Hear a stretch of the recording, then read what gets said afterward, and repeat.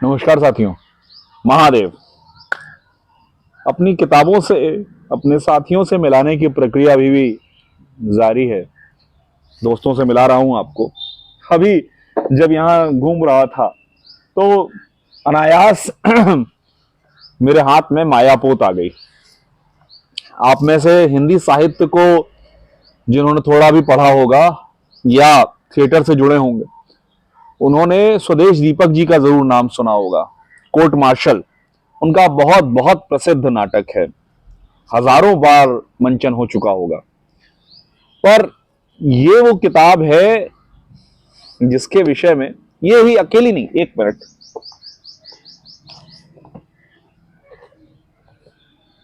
ये एक और किताब है, मैंने मांडू नहीं देखा, स्वदेश जी की। अभी 2-3 महीने तक आउट ऑफ प्रिंट हो गई थी। बड़ा संभाल के रखा है, खोने नहीं दिया। कई बार दोस्तों ने मांगा, पढ़ने के लिए भी नहीं देता था। मैं कहता था पढ़ने के लिए दे दूंगा और खो जाएगी तो मैं कहां से खरीदूंगा। दिल्ली के दौर में खरीदा था। कमबख्त डिप्रेशन दे देती है यार। तो ये दो किताबें हैं, ये दो किताबें हैं मैं व्यक्तिगत रूप से जिनको पढ़कर स्वदेश जी का फैन हो गया। फैन समझते हैं ना, बहुत कम लोगों का हूं, उनमें से एक है स्वदेश दीपक। फैन पता है क्या होता है? फैन वो होता है जो अपने फैंडम को, जिस व्यक्ति का वो फैन है, जिस चीज का, जिस कला का फैन है, उसको पागलपन की हद तक रेवर करता है, इज्जत करता है। जैसे जब पढ़ा सुना कि स्वदेश जी स्क्रीजोफेनिया के फिट में चले गए और गायब हो गए, तो ऐसा लगा जैसे कोई अपना चला गया हो, जैसे दिल ही टूट गया हो। पढ़िए पढ़िए मायापोत की एक लाइन जो शायद अगर गजानन भैया इस वीडियो को देखेंगे तो जरूर याद करेंगे कि सुख एक फैंटम शिप है जिसके पीछे पीछे हम भागते रहते हैं और वो हमेशा आगे बढ़ता रहता है। सारा कोई डिप्रेसिंग नहीं है यार मेरे पास। ये देखो, अरे कहां गए चिदम्बरम साहब भी हैं, इकोनॉमिक्स पर बातें करते हैं। भारतीय अर्थव्यवस्था पर एक नजर, कुछ हटकर। बेहतर अर्थव्यवस्था सबके लिए कारगर क्यों। अच्छी किताब है, आप इनसे सहमत या असहमत हो सकते हैं, पर किताब अच्छी है।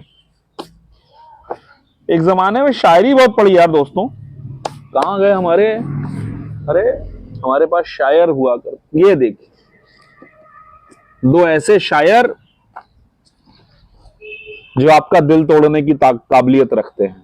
पाश मीर तकी मीर, सिरहाने मीर के आहिस्ता बोलो, अभी टुक सोया है।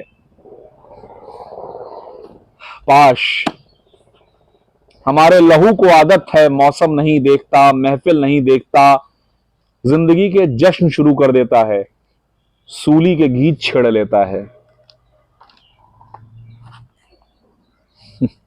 संसद जहरीली शहद की मक्खी को उंगली ना करें, जिसे आप छत्ता समझते हैं वहां जनता के प्रतिनिधि बसते हैं। जिसने थोड़ा बहुत भी साहित्य पढ़ा देखा है वो जानता है पाश कैसी आग लिखते हैं।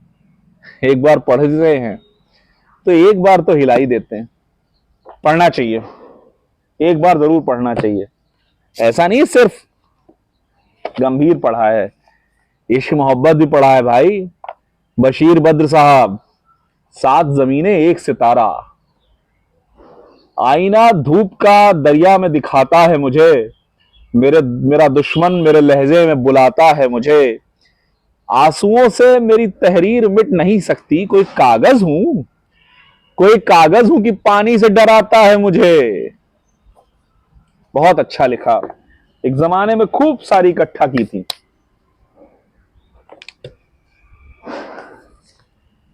अगर साहित्य पढ़ा है, गजलें पढ़ी हैं, तो महाभारत भी पढ़ा है।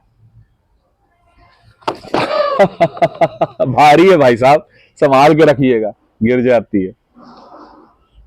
महाभारत के संदर्भ में एक बात आप लोगों से साझा करूं कि मेरी खुद की माता जी जब मैं पहली बार ये पूरा सेट लेके आया तो बड़ी नाराज हो गई। कह रही थी कि मेरे घर का नाम सूरज है, सूरज घर में महाभारत लाए हो, अब महाभारत हो जाएगा। मैंने कहा कहां लिखा हुआ है। पर जब पढ़ना शुरू किया तो पता चला कि व्यास जी ने, वेद व्यास जी ने, उन वेद व्यास जी जिनकी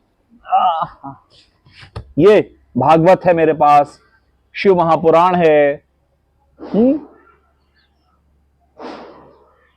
देवी भागवत है, उन्होंने ये कहा कि दुनिया में, जगत में जितना ज्ञान है जो कभी भी मानव जाति को मिला है वो सारा इस महाभारत में है। पर हमारे घरों से महाभारत चली गई। क्यों? क्योंकि ये षड्यंत्र हुआ है।